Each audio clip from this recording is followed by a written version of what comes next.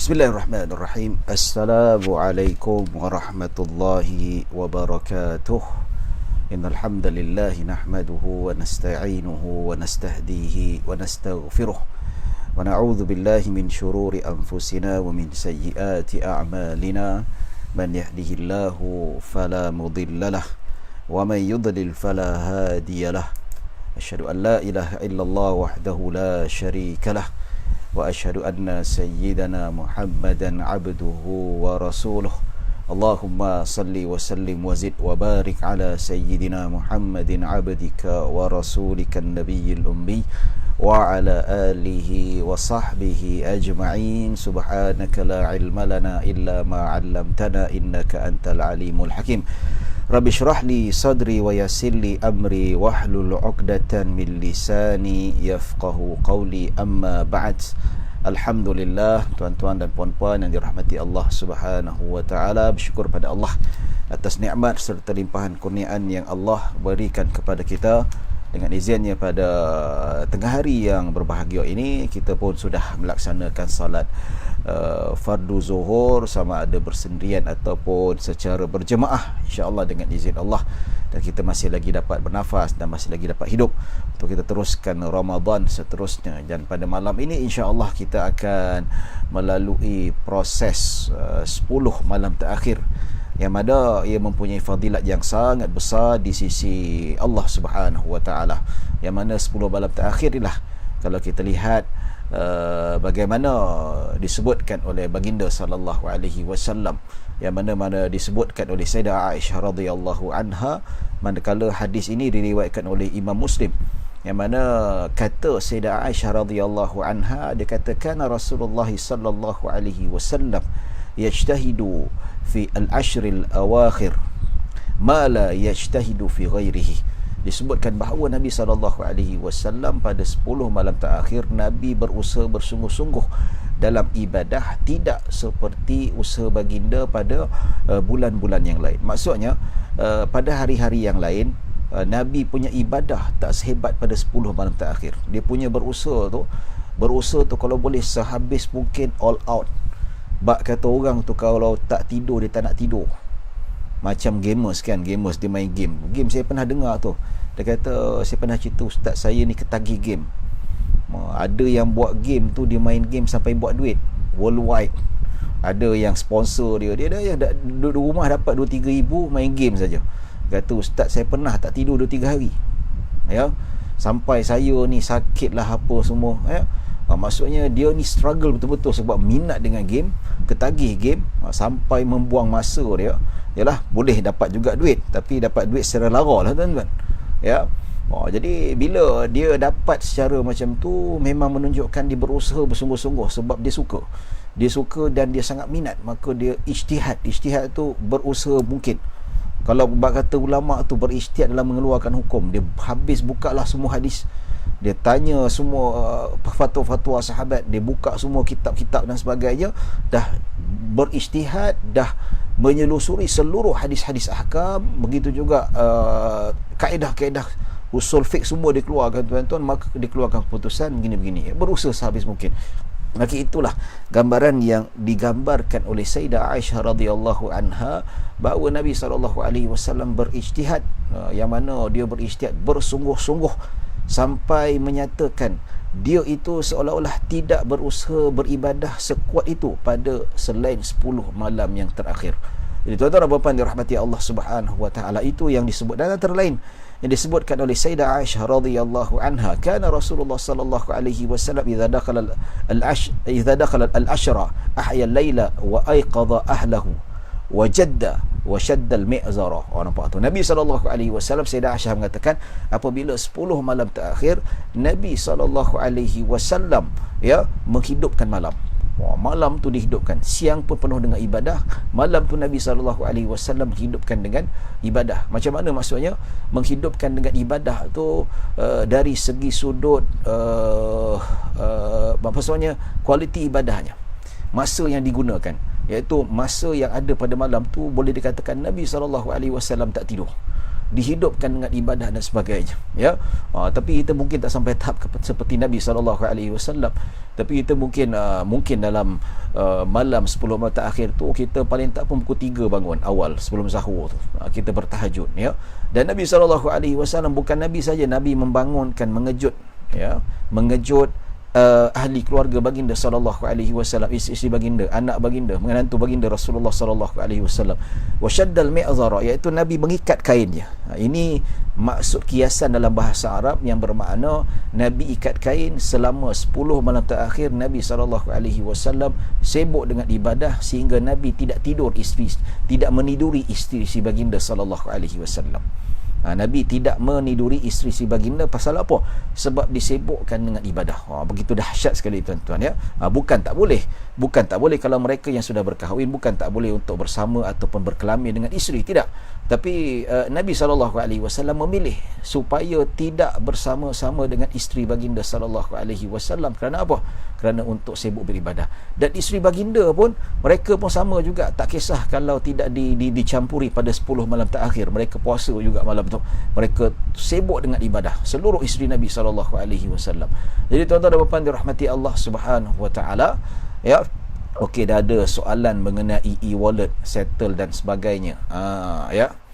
Baik, kita akan jawab nanti pada penghujung. Dia orang kata e-wallet ni tak ada akad. Saya jual, saya beli. Ya. Jadi macam mana sah ke pakai e-wallet ni, pakai settle dan sebagainya? Baik, nak cerita pasal e-wallet, settle ni, dalam aplikasi saya banyak, kat handset saya ni banyak lah.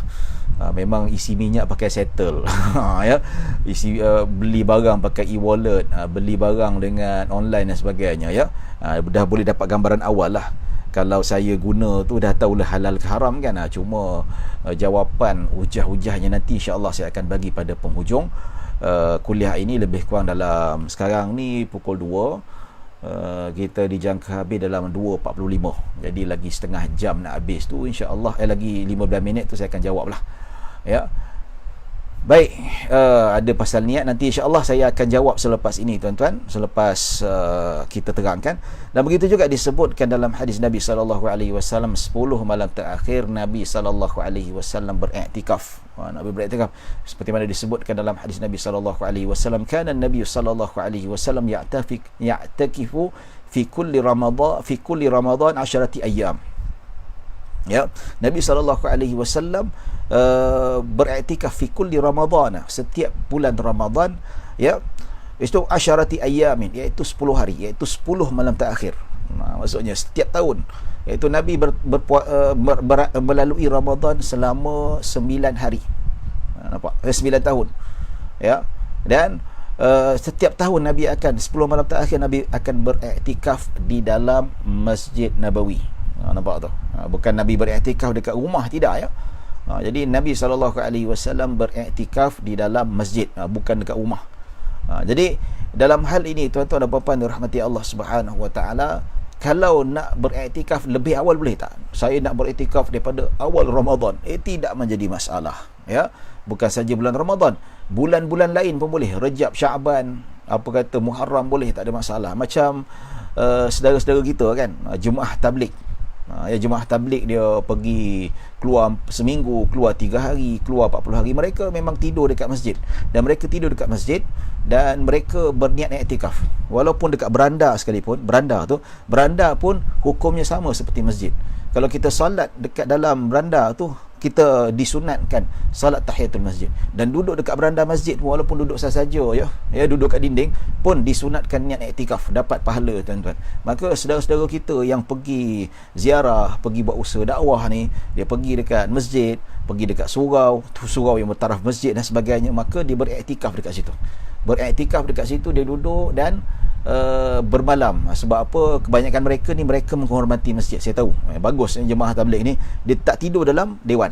Kalau boleh mereka tak tidur dalam dewan, ya. Cuma dalam dewan tu mereka letak beg mereka dan mereka hamparkan dengan kain supaya tutuplah, tak nampak benda-benda yang takut, yang tak elok dan sebagainya. Kemudian mereka tidur dekat beranda. Tidur kat beranda tu pun sepanjang malam dia tidur tu, dapat pahala iktikaf. Masya-Allah, ya. Jadi tuan-tuan dan puan-puan dirahmati Allah Subhanahu Wa Taala, maka Nabi beriktikaf 10 malam terakhir setiap bulan Ramadan. Tapi disebutkan oleh Sayyidah Aisyah radhiyallahu anha, falamma kana al-'amul ladzi qubida fihi, dan pada tahun Nabi SAW, itu tahun ke-10 Hijrah, ya, tahun yang mana Nabi wafat, iaitu Nabi SAW berpindah ke rahmat Allah Subhanahu wa taala, i'takafa 20 yauman. Pada tahun ke-10 Nabi beriktikaf selama 20 hari. Nampaknya, maksudnya boleh beriktikaf bukan hanya pada 10 malam terakhir, tetapi boleh juga seperti mana yang pernah Nabi SAW melakukan pada penghujung, iaitu tahun terakhir Nabi SAW hidup, iaitu sebelum Nabi diwafatkan, iaitu Nabi beriktikaf selama 20 hari. Ini bermakna iktikaf bukan hanya pada 10 malam terakhir. Nak beriktikaf the whole Ramadan tak ada masalah, ataupun nak beriktikaf the whole year 360 hari tidak menjadi masalah, tidak menjadi halangan. Pasal apa? Iktikaf ini adalah salah satu daripada bab ibadah. Kalau nak lihat pada siri ceramah kuliah pengajian fiqh Ramadan, ya, saya ada bentangkan pada kuliah yang ke-13 tak silap saya, yang mana saya ada bincangkan secara terperinci tentang fiqh iktikaf. Jadi boleh tengok, boleh rujuk balik tentang hukum hakam berkaitan dengan iktikaf, apakah perkara-perkara yang membatalkan iktikaf dan seumpamanya. Baik tuan-tuan dan puan-puan dirahmati Allah Subhanahu wa taala, maka kita ambil peluang untuk menghidupkan Ramadan kita ini dengan ibadah yang banyak sekali. Sebab apa? Saya nak kembali kepada soal jawab berkaitan dengan hukum fiqh. Ada yang saya nak tanya, ada yang bertanya saya, Ustaz, pada 10 malam terakhir ni kalau kita giatkan beribadat, kalau boleh kita tak nak tidur, kadang-kadang kita nak hidupkan, lebihkan, kata ini satu benda yang sangat bagus. Ya, dia tanya, dia kata boleh tak kalau sekarang ni musim PKPB, masjid masih lagi tak buka, kita masih menunggu pada hari Khamis ni tuan-tuan. Hari Khamis ni penentu, maksudnya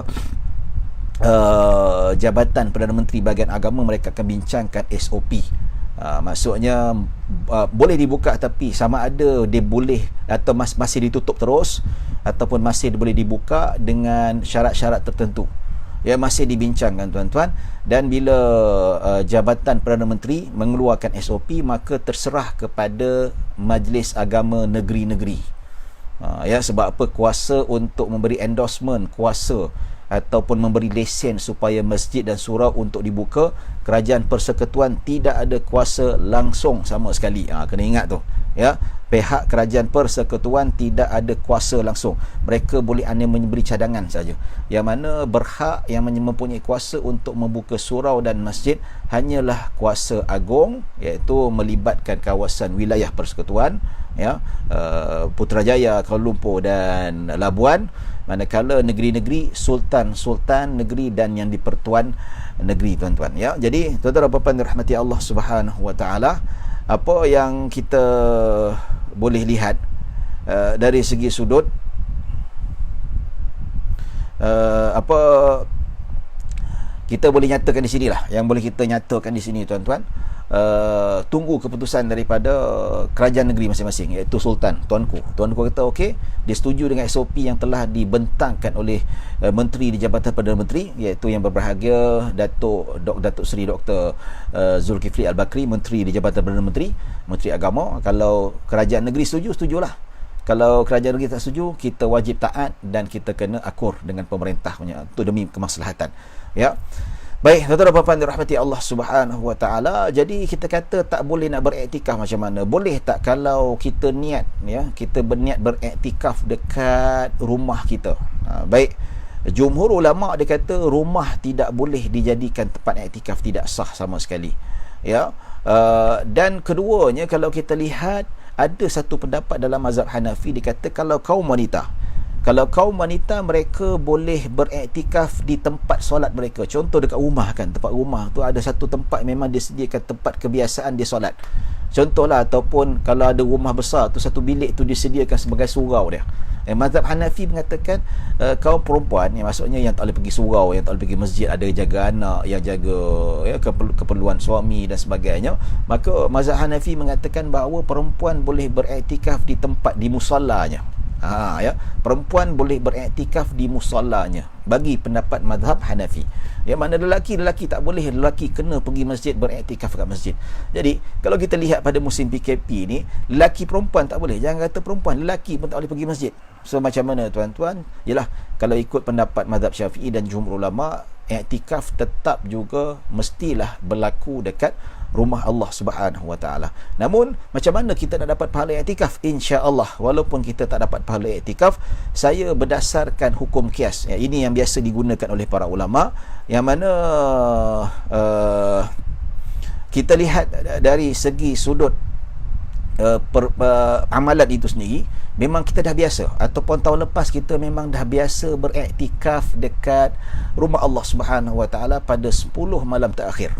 Pada tahun ni tak dapat pula, maka disebabkan terhalang keuzuran, maka walaupun kita duduk dekat rumah, tidur dekat rumah dengan harapan, ya Allah semoga-moga aku dapat beriktikaf, tapi tak dapat, insya-Allah dia tetap juga dapat pahala iktikaf walaupun dia tidur atas katil sekalipun.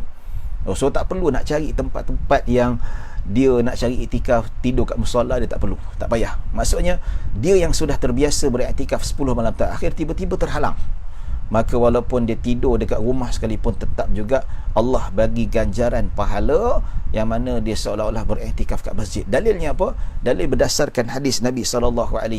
Nabi kata, man safara aw marida kutiba lahu ajrun muqiman sahihan, atau kama qala sallallahu alaihi wasallam.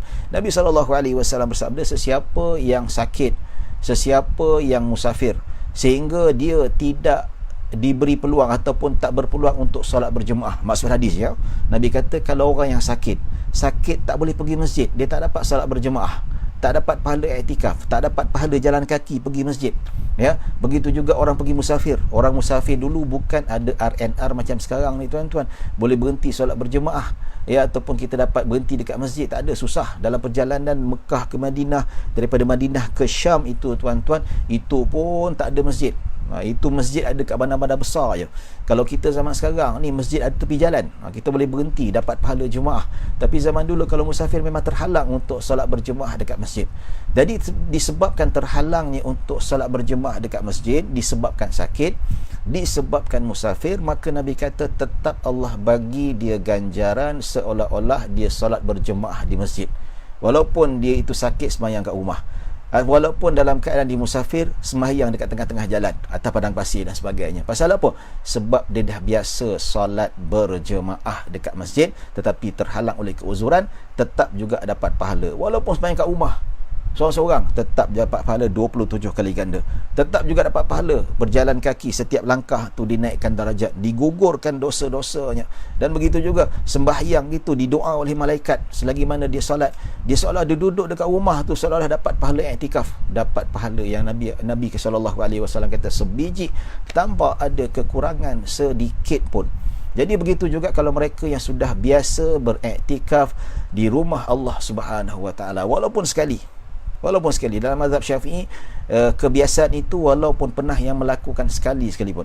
Katakanlah tahun lepas dia pernah beriktikaf sekali dekat rumah Allah, tahun ni Allah rugi tak dapat, dia berniat, aku nak berniat juga, walaupun tak beriktikaf dekat masjid, tapi dia duduk tidur baring dekat rumah, insya-Allah tetap juga mendapat pahala dan ganjaran iktikaf daripada Allah Subhanahu wa taala, ya. Tapi bolehlah kalau kita nak pakai pendapat mazhab Hanafi, ya, katakanlah kita tempat yang biasa kita jadikan solat, kita solat dekat situ, kita berniat iktikaf dekat tempat musola kita, boleh kalau nak pakai, tidak menjadi masalah. Wallahu a'lam. Tuan-tuan dan puan-puan rahmati Allah Subhanahu wa taala. Begitu juga ada yang bertanya soalan, dia kata, ustaz, kalau kita solat sunat pada malam Lailatul Qadar, kalau kita solat pada 10 malam terakhir, penat boleh tak kalau kita nak solat duduk? Ya, kalau walaupun kita ni mampu berdiri, sebab apa, kalau berdiri lama-lama nanti sembahyang bosan, jadi saya nak solat duduk. Ataupun boleh tak kalau saya boleh solat duduk walaupun saya boleh berdiri, tapi saya nak solat baring, boleh tak?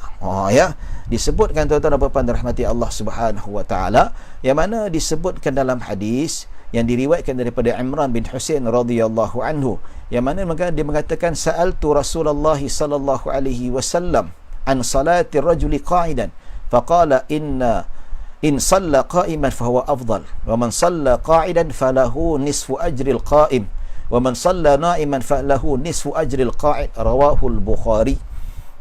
disebutkan oleh Nabi SAW daripada Imran bin Husain, ya, dia kata aku bertanya Rasulullah SAW tentang hukum solat seseorang, iaitu solat sunat dalam keadaan duduk.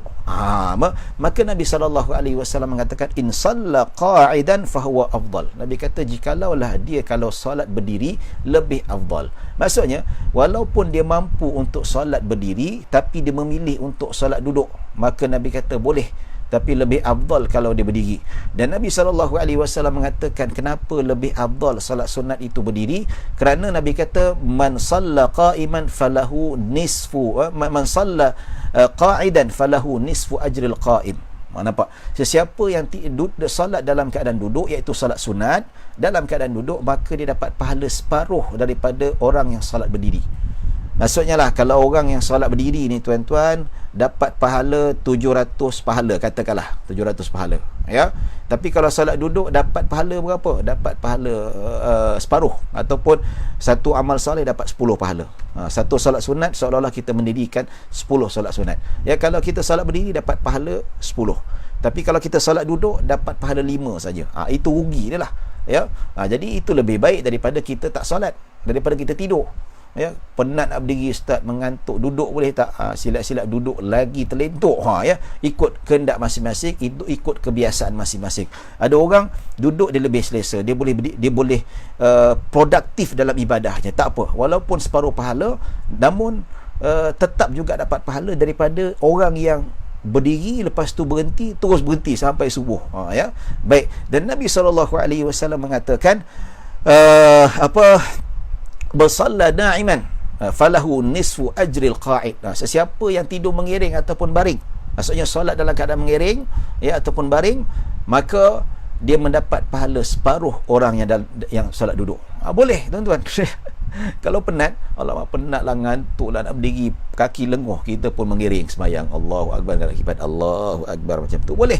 Walaupun kita sihat walafiat, kaki kita siap boleh berlari tu, berjoging tuan-tuan, ya, boleh main bola, tapi solat sunat tahajud mengiring Allahu Akbar, boleh tak? Boleh, no problem, tak ada masalah, tapi rugi pahala lah, ya. Kalau solat berdiri 10 markah contoh, ya, pahala ni Allah yang bagi, bukan saya yang tentukan, tapi saya kata permisalan, solat berdiri ni dapat 10, solat duduk dapat 5, ya. Tambah lagi kalau kita solat mengiring dapat berapa? Dapat 2 suku, 2,5 dapat, itulah separuh, ya. Jadi adalah juga pahala. Kalau boleh berdiri lagi bagus, tuan-tuan dan puan-puan dirahmati Allah Subhanahu Wa Taala, ya.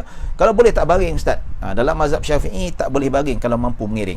Mengiring yang afdal mana? Kanan ataupun kanan tak selesa, kita boleh ubah kiri, ya. Maksudnya situ kiblat, kita mengiring arah sini, macam tu, kiblat, ya. Dan syarat, kata Imam Ibn Hajar dalam kitab Minhajut Tuhfatul Muhtaj, dia kata orang yang solat mengiring, macam mana rukuk dan sujud?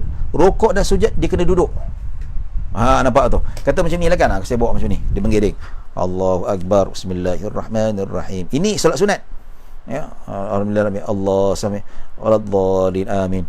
Nak rukuk saja dia kena duduk, duduk, Allahu Akbar, sami Allahu liman hamidah. Sujud kena sujud sempurna, Allah. Nampak tak?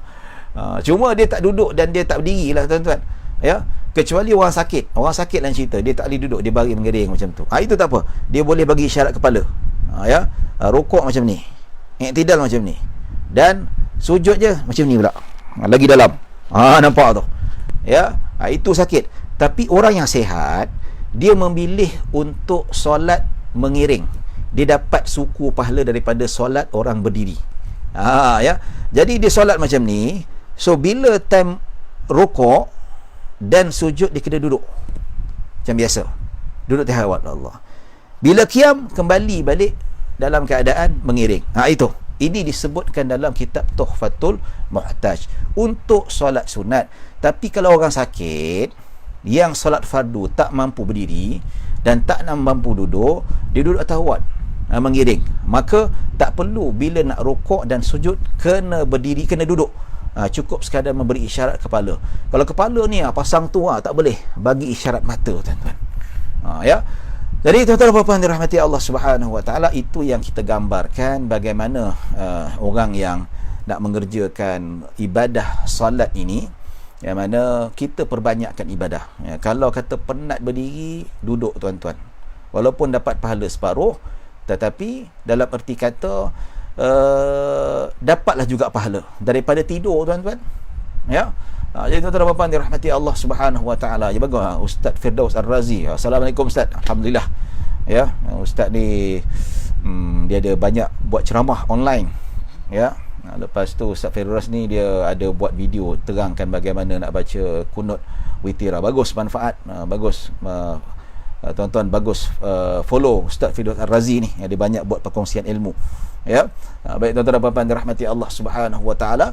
Jadi inilah kita lihat, begitu juga ada yang semalam ada tanya, Ustaz macam mana kalau kita nak bangun malam, kan bangun malam tu kita disunatkan memperpanjangkan bacaan Al-Quran.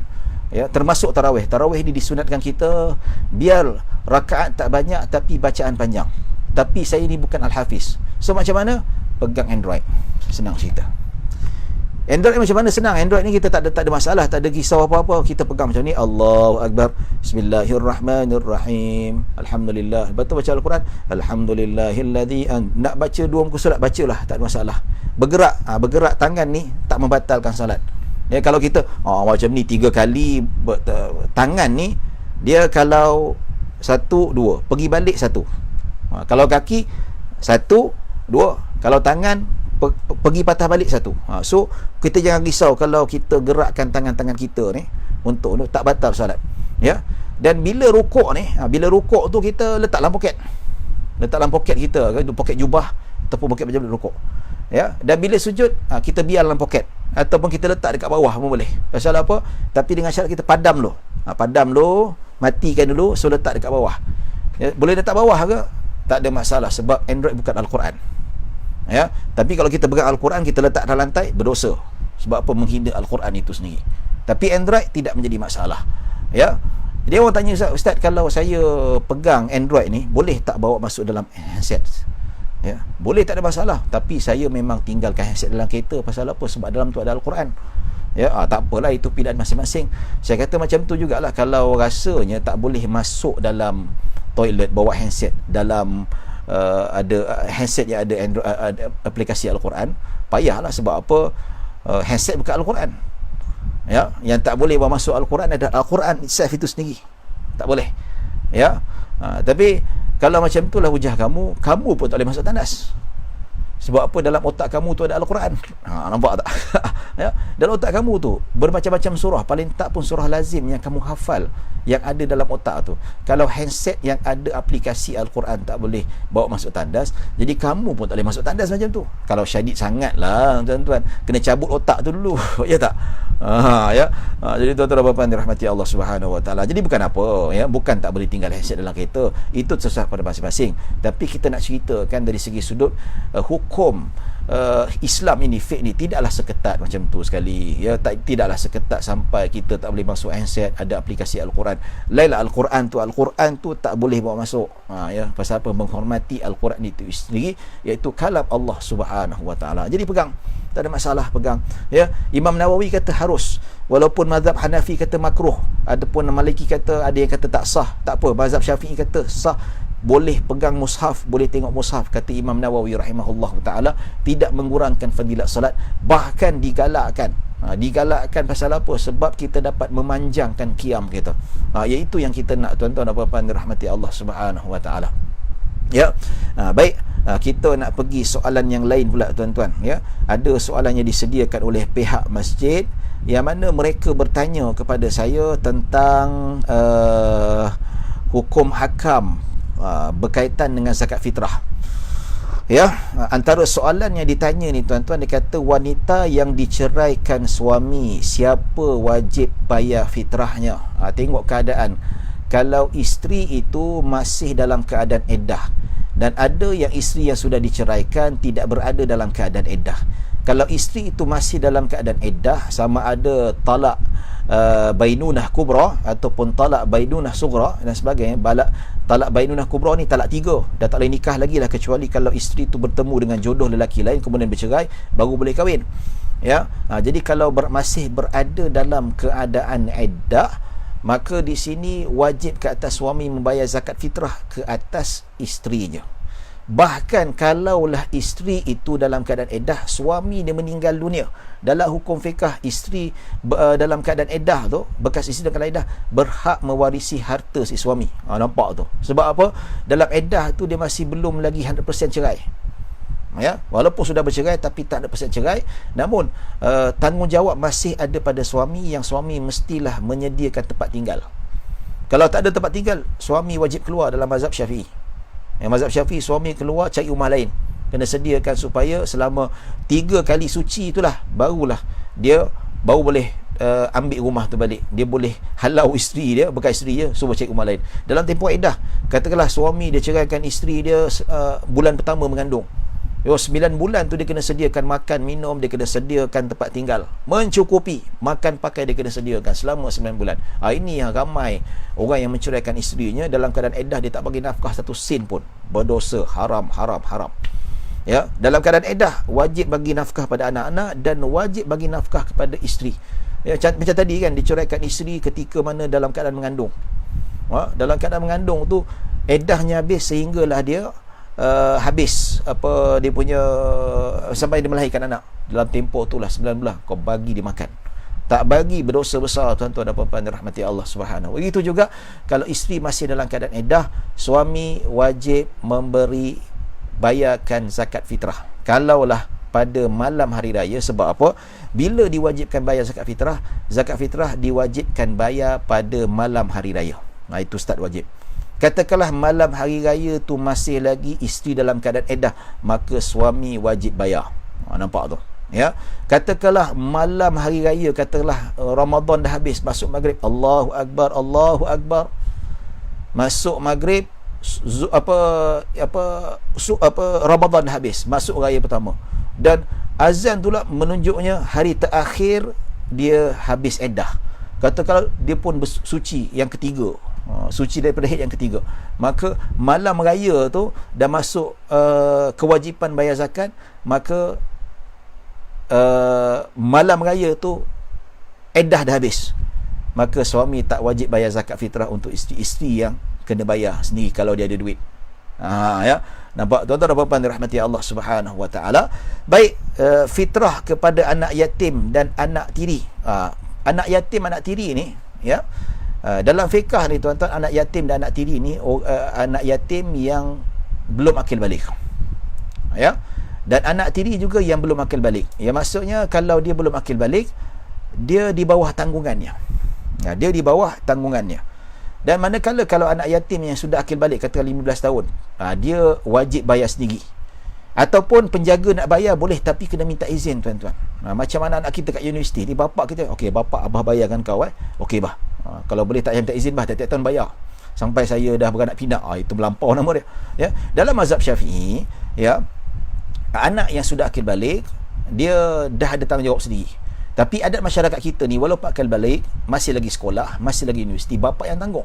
Ya, tapi hukum tetap hukum. Ya, tak ada masalah kalau bapak nak bayarkan zakat untuk anak kat universiti, no problem, tak ada masalah, tapi minta izin, itu saja. Ya. Sebab apa? Anak-anak universiti tu kalau ada PTPTN mencukupi perbelanjaan sampai hari raya, ada lebih, ya, maka dia bayar zakat fitrah sendiri dengan pinjaman yang dia ada tu. Ya, tapi kalau bapak nak bayar boleh, tapi minta izin, no problem. Begitu juga anak yatim yang belum akil balik, begitu anak tiri yang belum akil balik, iaitu di bawah tanggungannya. Contoh, ya, kalau kita ni kahwin dengan janda yang ada anak kecil, so kita tanggung janda tu, dan anak tiri dia pun kita tanggung juga, anak yatim lah, ya, ataupun dia tak yatim, bapak dah ceraikan dia lah, maka kita tanggung anak-anak isteri kita tu, maka itu pun dikira sebagai bawah tanggungan kita wajib bayar. Bila akil balik, dia dah mesti cari pendapat sendiri dalam hukum fiqah. Tapi kalau dia nak bayar juga, katakanlah anak tiri kita umur 18 tahun, dah akil balik lah, dah bermisai dah tuan-tuan, ya, tapi masih lagi dekat matrik, duit belanja mengharap kita, walaupun kita bagi itu dikira sebagai sedekah, bukan wajib. Dalam mazhab Syafi'i, sebab itulah Imam Nawawi kata penuntut ilmu dia berhak mendapat zakat fi sabilillah. Pasal apa? Sebab dia itu berada di jalan Allah Subhanahu wa taala. Walaupun mak bapak kaya. Mak bapak kaya itu mak bapak dia, tapi dia dah ada tanggungjawab sendiri untuk mencari duit sendiri. Manakala mak bapak yang kaya bagi dia duit, itu ihsan, itu sedekah nama dia, bukan wajib. Ini pendapat muktamad, ya. Walaupun Imam Baijuri kata tetap wajib, itu pendapat Imam Baijuri dan pendapat di sisi Imam Al-Azra'i rahimahullahu taala. Ya, kalau ikut Imam Baijuri, walaupun dah balik, bapak tetap tanggung. Ya, tapi kalau pendapat yang betul muktamad seperti difatwakan oleh kebanyakan ulama mazhab Syafi'i, anak yang sudah balik, mak bapak tak wajib tanggung. Dia wajib cari sendiri. Tapi kalau mak bapak tetap nak tanggung, tetap dikira sebagai sedekah, pahala besar tuan-tuan. Ya, tapi tetap juga mak bapak nak bayarkan zakat fitrah untuk anaknya yang sudah balik. Menurut mazhab Syafi'i, dia mestilah meminta izin. Ya tuan-tuan dan puan-puan dirahmati Allah Subhanahu wa taala. Baik, soalan ketiga, boleh ke bayar fitrah sebelum masuk Ramadan? Ya, tidak boleh. Ya, masuk zakat fitrah, waktu masuk zakat fitrah iaitu masuknya Ramadan, first Ramadan. Sebelum Ramadan tidak sah menurut mazhab Asy-Syafi'i. Ya. Kan orang kata, macam mana kita nak bayar zakat fitrah sebelum Ramadan sedangkan Nabi pada raya pertama baru bayar? Kan bid'ah benda ni. Jangan macam tu. Ya. Dalam Musnad al-Imam Asy-Syafi'i, dalam Musnad Imam Ahmad, ya, kalau kita lihat, ya, begitu juga dalam Muwatta Imam Malik disebutkan bahawa Ibnu Umar radhiyallahu anhuma, iaitu Sayyidina Abdullah bin Umar, dia bayar zakat ketika bulan Ramadan, iaitu lagi 2-3 hari nak masuk raya dia bayar zakat fitrah. Jadi amalan para sahabat dikira sebagai hujah juga. Kalaulah bayar zakat fitrah di bulan Ramadan itu bid'ah, Nabi tak pernah buat, habis tu Ibnu Umar mubtadi', ahli bid'ah. Jangan celupa mulut tu. Ya. Jadi itulah Imam Syafi'i kata, kalau 2-3 hari sebelum raya boleh bayar zakat fitrah, manakala bolehlah bayar pada awal Ramadan. Ya, manakala sebelum Ramadan tidak ada nas sama ada amalan Nabi dan amalan para sahabat radhiyallahu anhum ajma'in. Ya. Baik, adakah qada fitrah berganda? Qada fitrah tidak berganda. Yang qada iaitu bayar fidyah saja. Kalau kita berganda, kalau kita tangguhkan bayaran ataupun qada puasa tu ditangguh, itu berganda menurut pendapat muktamad dalam mazhab Syafi'i. Ya, qada fitrah tidak berganda. Ya, katakanlah kita 3 tahun tak bayar zakat fitrah, kita berdosa besar. Ya, melanggar kewajipan, maka kena bayar 3 tahun yang kita tak bayar tu. Ataupun 3 tahun kita tak bayar zakat fitrah untuk diri kita dan tanggungan kita, ya, kita yang berdosa besar. Tanggungan kita tak berdosa sebab apa? Kita yang wajib bayar. Maka kita wajib qada ketiga-3 tahun tu semua sekali lah. Kalau saya di bawah tanggungan saya 7 orang, saya kena bayar 7 sekali selama 3 tahun. 7 kali 7 berapa? Kalilah 3 tuan-tuan. Ya. Baik. Okey, bolehkah isteri bayar fitrah bagi pihak suami? Boleh, tak ada masalah, dengan syarat minta izin. Orang yang bukan bawah tanggungan kita, dalam menurut kaedah mazhab Syafi'i, dia kena minta izin. Ya, contoh suami isteri kata, bang tak apalah, tahun ni saya belanja abang lah, saya bayarkan zakat fitrah. Boleh ya bang? Alhamdulillah, Muslim PKP ni abang gaji tak masuk, duit tak masuk, pucuk dicita ulang mendatang, tak ada masalah. Isteri kata on, tak ada masalah. Ya, kalau isteri kata, suami kata tak boleh, biar abang bayar, macam mana susah pun tanggungjawab abang, awak jangan bayar. Kalau dia bayar juga tak sah, jadi sedekah biasa. Sebab apa? Tanpa keizinan. Tapi kalau bawah tanggungan, tak perlu minta izin. Itu kaedah dalam mazhab al-Imam Asy-Syafi'i radhiyallahu anhu. Baik. Okey, bagaimana status zakat fitrah bagi pembantu rumah? Ya. Kalau zaman dulu tuan-tuan, ada hamba sahaya. Hamba sahaya zaman sekarang tak ada. Kalau hamba sahaya ni dia tak wajib bayar zakat fitrah. Sebab apa? Dia ini bukan merdeka. Entah syarat-syarat yang wajib bayar zakat fitrah adalah yang merdeka, yang maksudnya dia bukan hamba sahaya. Jadi hamba sahaya ni tak wajib bayar zakat fitrah, dan begitu juga pemilik dia, tuannya pun tak bayarkan zakat fitrah untuk dia. Sebab apa? Dia hamba sahaya. So hamba sahaya ada keringanan tidak membayar zakat fitrah dan tidak dibayarkan zakat fitrah. Ya.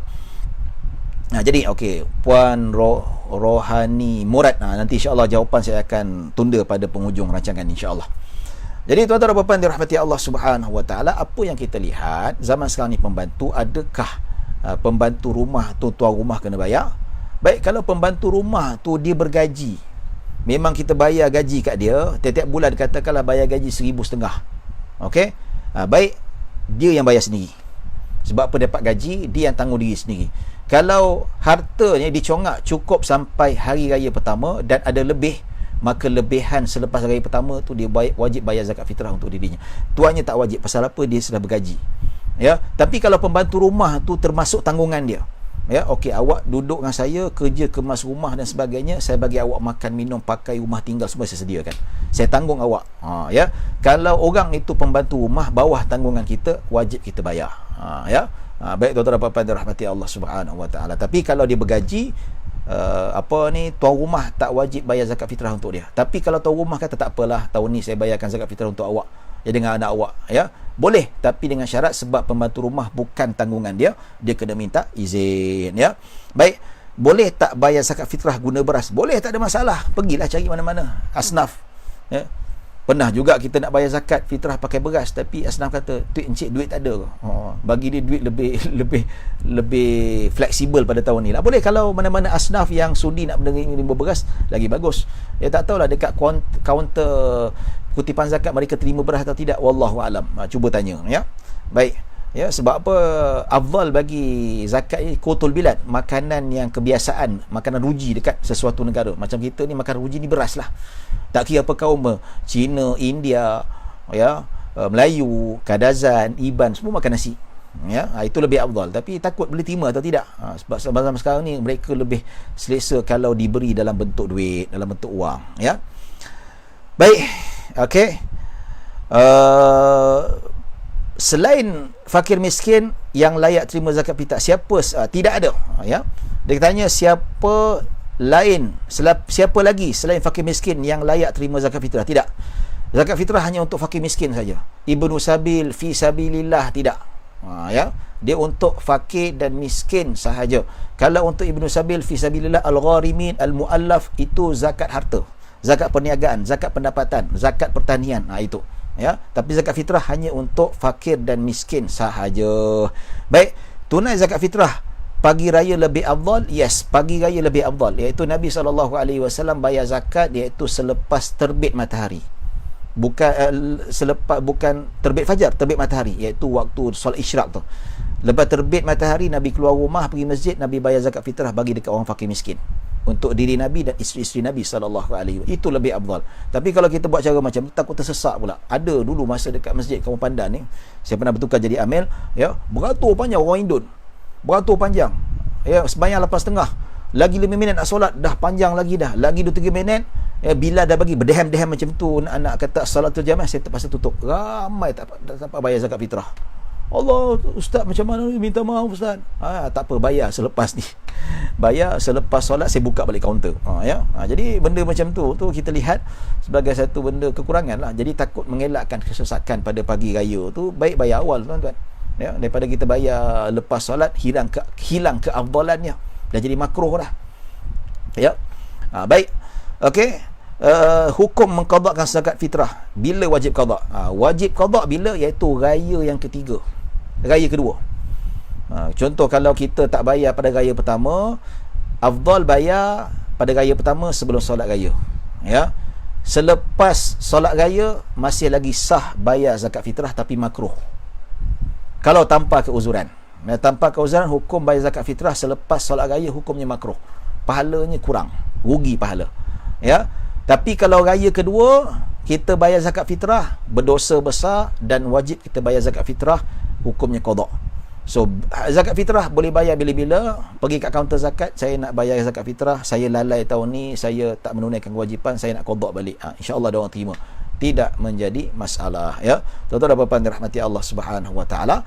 Jadi habis, ya, persoalan yang kita bincangkan dalam hal ni, yang soalan yang diajukan oleh pihak Masjid Al-Amaniyah, dan tiba masanya saya nak baca soalan-soalan yang diajukan oleh para penonton.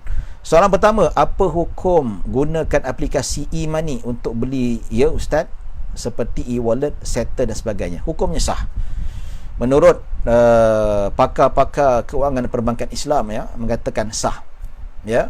Walaupun tak ada akad aku jual aku beli, ya, tapi tetap juga dikira sebagai sah. Maksudnya kita ambil pendapat Imam Nawawi, iaitu bai'ul mu'atah. Mu'atah ni maksudnya walaupun tanpa akad, kita ambil barang, kita tinggalkan duit. Contohnya dekat kedai tu, dan kita tahu kedai tu dia memang gunakan metod, okey, kalau saya tak ada, tinggalkan duit, ambil barang. Tinggalkan duit, jangan kurang, lebih tak apa. Ya. Jadi boleh kita ambil duit. Contoh, saya nak beli gula sekampit, katalah RM2, saya tinggalkan RM2, saya ambil sekampit walaupun tuan kedai tak ada. Di sisi Imam Nawawi hukumnya sah. Itu pendapat majoriti ulama. Ya, walaupun di sisi mazhab Syafi'i tak sah, tapi ikut hukum muamalat standard dunia ni tuan-tuan, kita pakai sistem macam tu. Sama juga dalam vending machine. Vending machine tu tuan punya akad tu tak ada, tuan punya barang tu kita tinggalkan duit, kita ambil. Nampak tu? Ya. Jadi vending machine tu kalau ikut akad memang tak ada akad, tapi sah juga. Dia sama juga dengan e-wallet. E-wallet tu kalau kita kata bayar dan dia terima duit dan kita dapat barang, itu akad lah tuan-tuan. Ya, walaupun akad itu tidak secara live, dan disebutkan dalam kitab Tuhfatul Muhtaj, boleh tak kalau kita beli barang secara online walaupun tidak secara bertemu. Ya, dalam kitab Tuhfatul Muhtaj dia kata penjual boleh bagi barang, boleh jual barang yang mana barang tu dibagi kemudian, tapi dengan syarat description tu kena tepat. Contoh zaman dulu dia kata, okey, kau nak beli kain tu ada kat rumah aku jauh, tapi kalau kau nak tempah sekarang, kau nak beli sekarang, kau bagi duit. Kau bagi duit dan aku terangkan, okey, kainnya warna macam ni, kainnya tidak ada aib, terangkan, kasih nampak jelas supaya dia ini nampak gambaran bahawa barang tu macam ni. Ya, semampu mungkin. Jangan pula kita tak bagi barang, kita gambarkan barang yang selain daripada bentuk yang sebuah asal. Ya, dalam kitab Tuhfatul Muhtaj dia kata kalau kita bagi gambaran yang tepat, yang betul, semampu mungkin, walaupun barang tu tak ada, di sisi Imam Ibn Hajar dan Ramli sah hukumnya. Sama juga beli online, ya, kita bagi tunjuk dia gambar, walaupun gambar tu kata orang tak 100% seperti mana kita dapat, tapi ada gambaran lah tuan-tuan. Ya, dan kita dah buat akad, kalaulah kata kita tak puas hati, kita boleh pulang balik.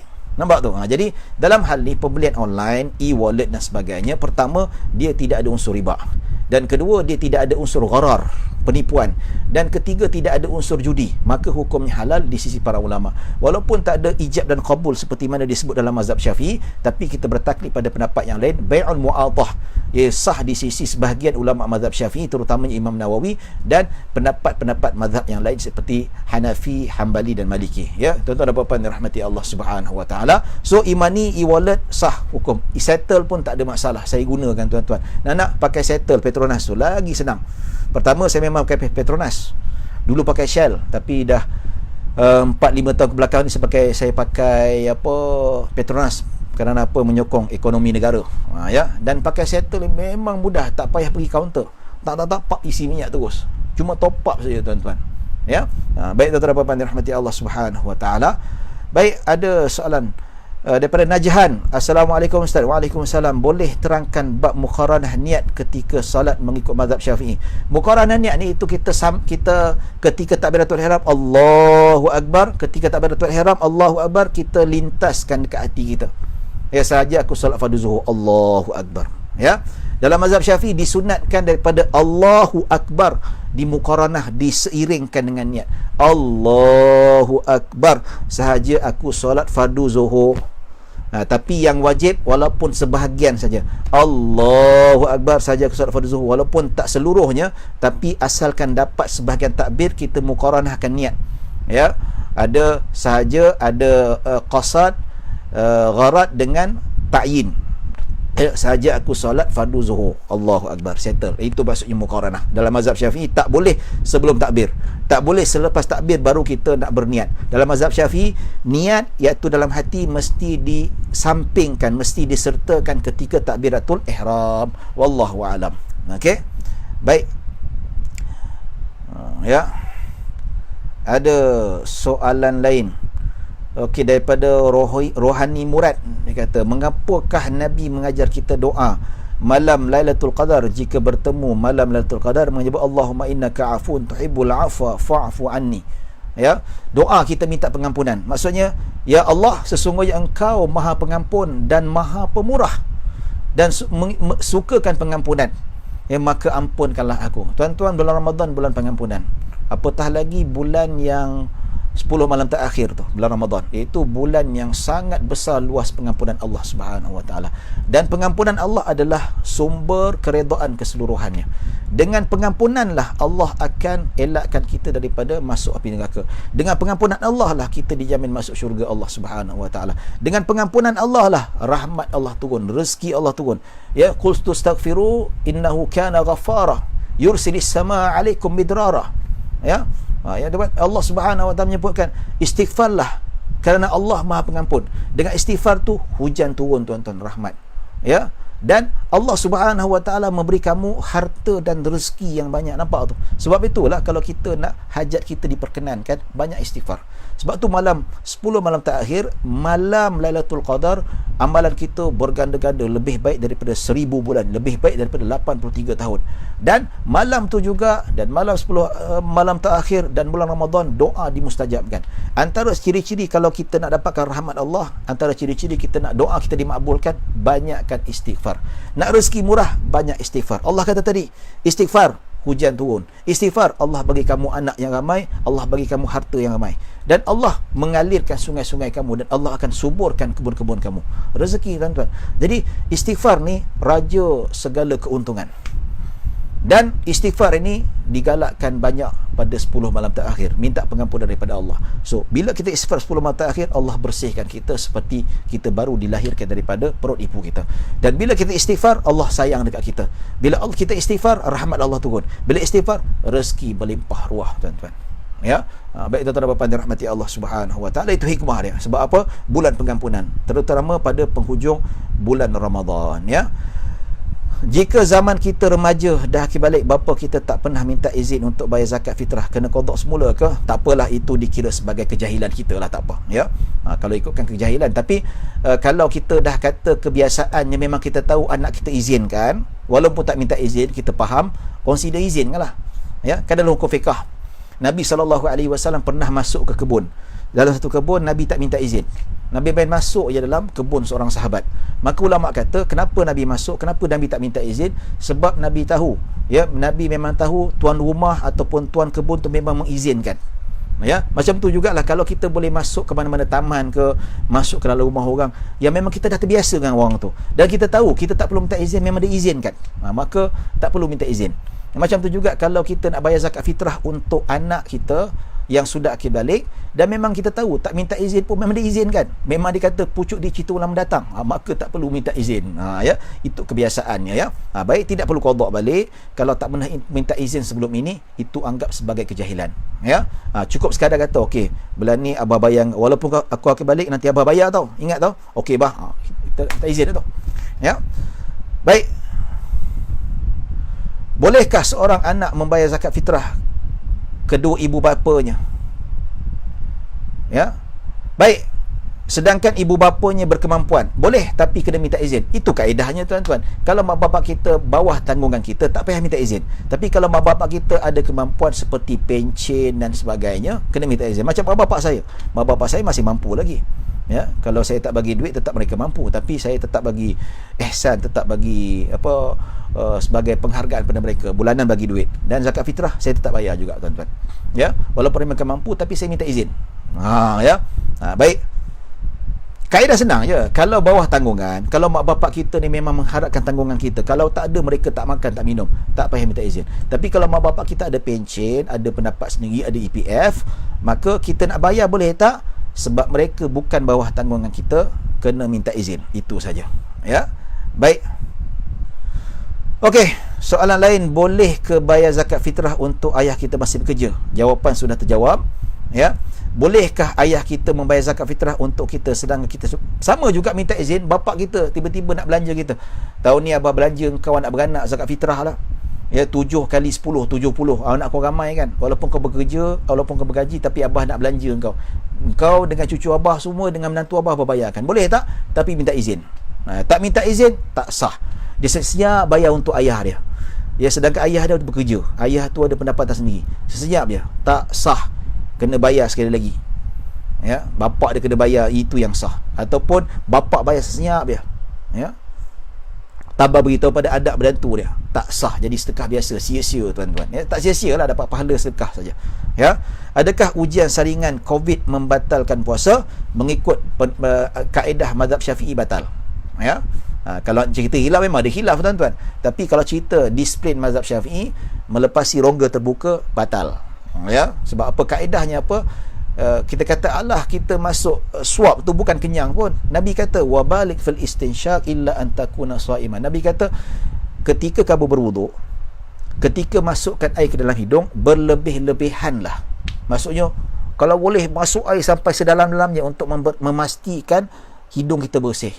Kecuali kamu dalam keadaan berpuasa, Nabi tak bagi. Sebab apa? Ulama kata, kenapa Nabi tak bagi sedut air dalam hidung ketika bulan puasa? Sebab takut dia melepasi jauf ataupun rongga dalaman. Bila masuk dalam ni, bermaknanya batal lah tuan-tuan. Sebab itu Nabi tak bagi orang berpuasa berlebih-lebihan sedut air dalam hidung. Pasal apa? Sedut air dalam hidung sampai dekat otak, sampai kat dalam ni, maka batal. Nampak? Jadi sama juga kalau suap, walaupun tak kenyang sekalipun, sama juga sedut air sampai sini, tak kenyang pun tuan-tuan, tak hilang dahaga pun, tapi Nabi kata batal. Jadi masukkan dalam suap tu batal. Ya, kita nak cerita khilaf, memang ada khilaf, ada yang kata batal, itu terserahlah tuan-tuan nak pakai. Cuma kata dalam bab amanah ilmu, negara kita ni bermazhab Syafi'i, ya, kalau boleh lebih selamat kita ambil kata batal lah. Walaupun satu hari ya qada lah, lepas raya nanti, bila-bila tak ada masalah. Dan dia dalam keadaan meninggalkan puasa bukan dalam keadaan berdosa. Pasal apa? Keuzuran. Itu ikut kaedah. Cerita khilaf memang ada tuan-tuan. Nak ikut terserah, nak ikut mana. Tapi saya cerita atas dasar disiplin mazhab Syafi'i berdasarkan dalil dan hujah daripada hadis Nabi SAW. Melepasi air dalam hidung pun Nabi kata batal, apatah lagi kalau masuk dalam ni pun batal juga, walaupun tak kenyang, walaupun tak hilang dahaga sekalipun, ya. Wallahu alam. Baik, yang terakhir, hukum menggunakan inhaler dalam bulan puasa batal, ya, masuk batal. Darurat ustaz, kalau macam tu pening telan Panadol boleh lah. Dia melepasi kerongkong ni tuan-tuan sampai ke dada. Sampai ke dada ni tuan-tuan. Tak batal ke bendanya? Bagi saya batal. Ya, kalau kamu tak warak ikut pendapat tu terserah. Ya, saya tak tanggung dekat akhirat. Cuma saya kata batal pakai inhaler, batal, yes. Sebab apa? Jelas melepasi sini. Melepasi sampai kat dada tuan-tuan. Ya, hampir kat perut dah. Sebab apa? Dia nak clearkan dekat kita punya paru-paru tu, dah melepasi dah tuan-tuan. Kalau ustaz darurat, kalau macam tu boleh makan Panadol kalau migrain. Ya, macam tu. Tak boleh juga. Ya, batal lah, tak apa. Batal dalam keadaan keuzuran. Bagi saya ia batal. Wallahu alam. Nak pakai pendapat yang tak batal, itu tanggungjawab tuan-tuan, tanggung sendiri, saya tak tanggung. Ya. Berdasarkan hadis, pendapat yang warak batal, wallahu alam. Ya. Baik, setakat itu saja yang dapat saya sampaikan. Mudah-mudahan kita mendapat rahmat dan barakah. Terima kasih kerana sudi menyokong kuliah saya pada hari ini, dan terima kasih kepada Masjid Jami' Al-Amaniyah kerana memberi peluang untuk saya memberi tazkirah di ruang FB page mereka. Mudah-mudahan kita dapat manfaat dan kita dapat sebarkan dan kita jadikan sebagai pedoman kita, insya-Allah. Dan dalam hal ini saya mohon maaf kalau ada salah silap, kalau ada kekurangan. Yang baik hanya daripada Allah Subhanahu wa taala. Kekurangan kesilapan datang daripada diri saya sendiri. Aku qauli hadza wa astaghfirullahalazim li wa lakum wa lisairil muslimina wal muslimat wal mu'minina wal mu'minat. Bismillahirrahmanirrahim. Allahumma ja'al jam'ana hadza jam'an marhuma wa tafarruqana min ba'di tafarruqan ma'suma. Allahumma la tada' fi maqamina hadza dhamman illa ghafarta wa la hamman illa farajta wa la daynan illa qadaita wa la maridan illa shafaita wa la hajatan min hawaijid dunya wal akhirati illa qadaitaha ya rabbal alamin. Wa sallallahu ala sayyidina Muhammadin wa ala alihi wa sahbihi wasallam. Alhamdulillahirabbil alamin. Assalamualaikum warahmatullahi wabarakatuh.